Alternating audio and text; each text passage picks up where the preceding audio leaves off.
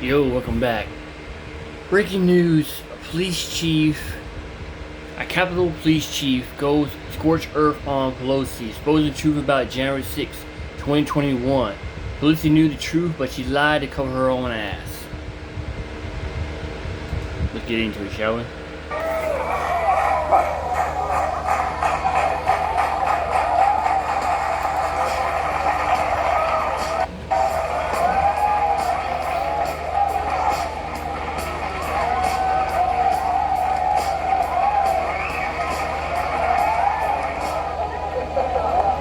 Okay, everybody, that's a wrap.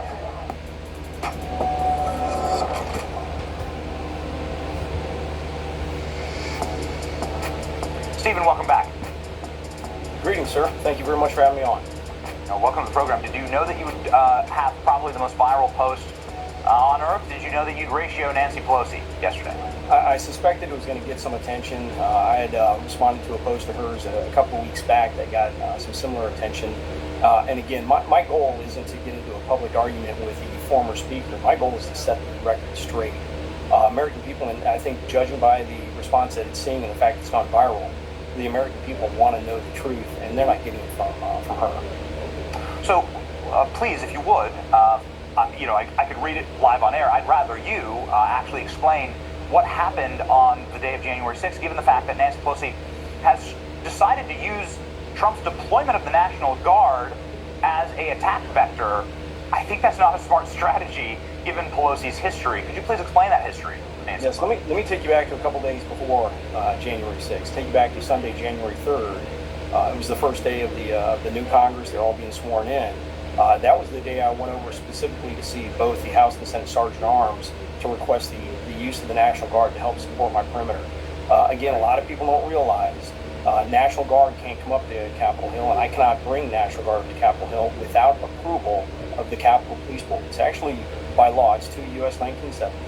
The Capitol Police Board has to make the request. But I went to the two Sergeant Arms, Paul Irving, who's the House Sergeant Arms, worked specifically directly for Nancy Pelosi, and the Senate Sergeant Arms, which was Mike Stinger at the time, who worked for McConnell.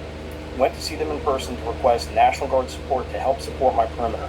I had 273 officers to support the perimeter during a joint session of Congress. All I wanted was unarmed National Guard to help maintain the perimeter. A fence line is no good if you don't have people behind it. Went up to see Paul Irving. I have my exact times. I've turned over all my video transcripts on my phone records, have my exact times. It was Sunday morning, approximately 9:35. Went over to see Paul Irving and was denied. Was denied bringing in federal resources, specifically because he was concerned about the optics of having National Guard on Capitol grounds. He then referred me over to Mike Stinger, who is now the chairman of the Capitol Police Board, the Senate Sergeant Arms. Went over immediately to see him. He wasn't in. I came back approximately 11:40 to see him again. As soon as I came walking in and started asking for the use of the National Guard, he already had a denial queued up. He wouldn't allow me to bring in the National Guard. Later, he told me that Paul Irving had come up and it told him that Sunday was coming to request the National Guard, and they had to come up with another idea because he was believed he'd never get that by Pelosi. So Sunday, I'm denied. I go back to my office. A call comes in to the office to one of my deputy chiefs from Carol Corbin. She's the program manager at the Pentagon that handles what they call DSCA, the Defense Support for Civil Authorities, calling over to offer National Guard, asking are we going to be requesting National Guard. So by law, I've been denied use, so I have to decline the offer of National Guard. So now fast forward to January 6th, we have the riot begin at the Capitol, 12:53 p.m. If I may, I hate interrupting. I just want to establish very quickly, because there was a lot of information, data, and fact patterns there, and names that people may not be familiar with. To boil it all down, you begged Nancy Pelosi's leadership structure for National Guard protection days before January 6th. Correct. And you have a record of that, and Nancy Pelosi's leadership structure and enforcement structure, security enforcement structure, told you flatly, no, this is going to look bad for us. We don't like the look of it or whatever, and no. 100% correct. I was denied twice. Specifically, they would not approve the request, specifically concerned over optics. You are absolutely right. And again, I'm required by federal law to seek that approval. So without it, I cannot request any federal assistance or National Guard. Forgive my interruption. Please continue. No worries whatsoever. There's a lot of information, but I will tell you this: I'm a cop. I've been a cop for 30 years. I know my facts. I keep my facts. And I keep my records. And I've turned over everything since I first started to push to testify February of 2021. So fast forward to January 6, 12:53. We're in the command center. The riot begins to happen on our west front. We're seeing my officers, which I knew that was concerned they were going to be outnumbered, start to be overrun. Immediately, 12:58, I call Paul Irving. I first called MPD for some assistance, then called Paul Irving and asked him at 12:58 p.m. specifically, we are getting overrun on the West Capitol. I need approval to bring in federal resources in the National Guard now, immediately. And what people don't realize, when I was sitting in the command center, sitting right behind me are representatives from the Capitol Police Board. So Paul Irving's representative sitting right behind me, seeing exactly what I'm seeing on the video screens in the command center. He says to me specifically, I will never forget this as long as I live. Let me run it up the chain and I will get right back to you. I was dumbfounded hearing that. So hang up the phone, he's running up the chain, I'm seeing what's going on, I'm thinking this is getting really bad, my officers are getting their rear ends handed to them. I called Mike Stinger, he was the Senate Sergeant Arms, and I said, Mr. Stinger, I need approval to bring in National Guard assistance. Because still, even during an emergency, I'm required to get this permission. He said, have you talked to Paul Irving? And I said, yes, I have. He's running up the chain. So let's wait to hear from Paul Irving. We made 11 phone calls over the next 71 minutes before I finally received approval at 2:09 p.m. Do you have any idea how long it took that group to fight its way up to the Capitol, break the first window of the Capitol, and enter into the building? It was multiple hours. It took 81 minutes. 81 minutes for them to do it. For 71 of those minutes, I was repeatedly denied bringing in federal resources.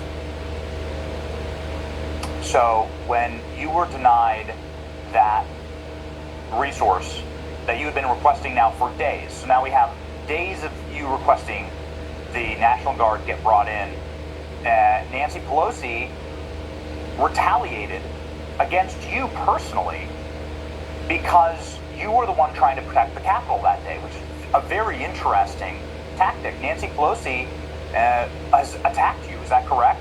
For telling you about that day? That is correct, and I'll tell you, when I couldn't get approval to bring in the federal resources, I started calling every chief of police I knew in the area, just asking for them to send me anybody they could, and thank God they did.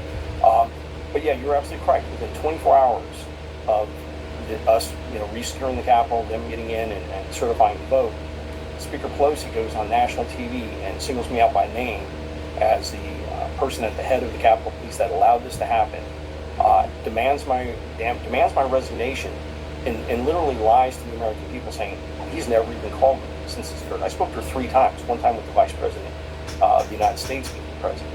I spoke to her 3 times. So yes, she singled me out. Sad to say, I'm one of several stories of whistleblowers being targeted, and other people, but yeah, she singled me out, forced my resignation. I was a 30-year law enforcement career, forced my resignation, stripped me of my retirement, and off I went. And you haven't had that restored, even though you've been exonerated by Congress and by history, because Stephen, we've had now documents from Kash Patel from the Pentagon. We've seen the documents from Muriel Bowser denying the National Guard in Washington, D.C., right? The same thing with Pelosi's office. All of the facts and all of the actual documentation back up your story and prove that nobody in Washington, D.C., who was in charge that day, allowed President Trump to bring in the National Guard, that it was the president trying to bring the National Guard in before January 6th.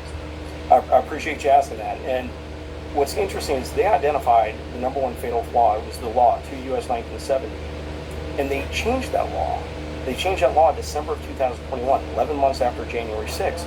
They changed it and now allow the chief of police the authority to call in federal resources unilaterally in an emergency. You would have thought that would have been a nice clue to say, hey, maybe we need to look back at what Chief Son went through. But I'm just glad that, finally, and I fought to testify. The January 6th Select Committee wouldn't even let me come in and testify in public. You can probably guess why. But went before Chairman Loudermilk's January 6th Committee. I've testified a couple times there. And you're absolutely right. December 17th, in a bipartisan report from that committee, they exonerated me on page 1. So I'm working with the committee. I'm working with Barry Loudermilk to see what can be done to correct what I've suffered. But like I said, I'm one of a few stories. Yeah. What would you like to see done? You should get your pension back. Obviously, you should serve actually on the new task force, since you were seemingly the one guy who wanted to protect Washington D.C. and protect the Capitol. And I think everybody who's a patriot wanted the National Guard there that day, including the President of the United States, because nobody wanted bad actors to do bad things. We know as a matter of fact that Antifa members and BLM members playing MAGA supporters wearing red hats in order to we know that because they've been criminally charged and are doing federal sentences now for the crimes they committed that day. And they were usurping the movement. They had snuck in and were trying to sow discord. Anyway, the point is that the National Guard being there that day would have, I think, by and large, prevented anything from happening and would have stopped one of the greatest scams, I think, in disinformation pulled ever on the American public. That being said, what would you like to see? Sorry, this No. still There's so many gets things. me upset to this day. What would you like to see done, Stephen? And there's so many things we could talk about with you. So I'll tell you this. When you look at it, and Congress actually, one of their reports even said, had the House and Senate Sergeant Arms approved Chief Son's request, the breach of the Capitol most likely would have never happened. That's Congress's own report. So think about that. For me, it's just correcting the injustice. Again, I fought to prevent it in advance. I fought to prevent it while it's happening. It'd be nice for them to, somehow, try and prevent correct the injustice that occurred. And, I have 30 years of law enforcement, a little over 25 with the Washington, D.C. Police. Worked patrolling their streets for many, many years before coming up here at the nation's capital, where I was the chief of police for only 18 months before January 6th. Love law enforcement, love the men and women in the department, talk to them regularly. Would love to somehow support it, but we'll see what happens. We'll see what support I get. It'd be nice to have OMB review the situation. Maybe they can come up with a solution, but we'll see. Well, we're broadcasting from the White House, Stephen. Maybe I'll just go upstairs, and just start knocking on doors. There you go. You're in the place to make things happen. I greatly appreciate you asking about that. But what I've said from day one, January 6th was preventable. It didn't have to happen, and it could have easily been prevented. Yes. Would you serve on any type of Protect DC administration? Would you volunteer your services if the president asked to come back and help perhaps adjudicate some of the problems here? I'd be happy to assist in any way I'm asked to assist, advisory, whatever, however it is. I love law enforcement. I think the men and women, I still think it's an honorable and noble career. It's just they're facing a tough road. And I think when you look at Washington, D.C., having patrolled, I was there during the height of the homicides, 1991 in Washington, D.C. Everyone's using these crime statistics. No matter how you cut it, D.C. has a homicide rate that's probably 5-6 times that of any big city in the United States of America. That is unacceptable for this nation's capital. And you saw the ABC reporter talking earlier. People don't feel safe on the street, and you need to be able to feel safe in the nation's capital. Yeah, and just a quick comment here, Stephen, to some of those who are saying, no, DC's safe, crime's down. I've never seen crime in DC, given your background. All you have to do is walk around. When you see off-duty police officers having to work in every grocery store, when you see them in front of community centers, you see armed security around ATMs, that tells you it's not a safe area. People don't feel safe. The community, if they felt safe, you'd be hearing about it. They don't feel safe. Well, we deeply appreciate you ratioing Nancy Pelosi. We deeply appreciate, again, you're just a straight shooter. You're just telling the facts as they are. I think it's incredibly ironic now that Nancy Pelosi is attacking the National Guard being deployed here. Maybe we can just end on this because you bring it up in your viral post. I want to pop it back up on screen so that everybody can come here, reshare it, repost it, follow Stephen Son. But you bring something up that I think is pretty remarkable here. And you note that Nancy Pelosi was thrilled to have the National Guard live in D.C., surround the Capitol with concertina wire, and turn it into a total militarized installation for Joe Biden's installation, right, as president. And you note that it's kind of it really smacks of such blight and a real humiliation that she's willing to lock down the Capitol after January 6th and turn it effectively into like a no-go zone, a military no-go zone, when she refused to lift a finger before January 6th. That is correct. It comes down to some very ironic imagery, and I think that's what it was. You know, I've been down there when we put up anti-scale fence before. I've never seen 2 rows of anti-scale fence, especially with concertina wire. Again, you know, I repeatedly asked, I was repeatedly denied, and then the next day they're bringing in tens of thousands of armed National Guard and 2 rows of fence. There goes to show you the lengths a Democrat will go to suit their needs, not the American people, please. He asked Pelosi constantly times for assistance in the National Guard. They have people from the Democrat supporters blend in with MAGA supporters and make like MAGA trying to attack the Capitol. This is to cause a riot, get Trump locked up. This is the kind of shit the Democrat Party is known to do. But y'all idiots who vote for Democrats all the time, y'all to blame. I'm not saying names who they are, but y'all know who y'all are. Have a nice day.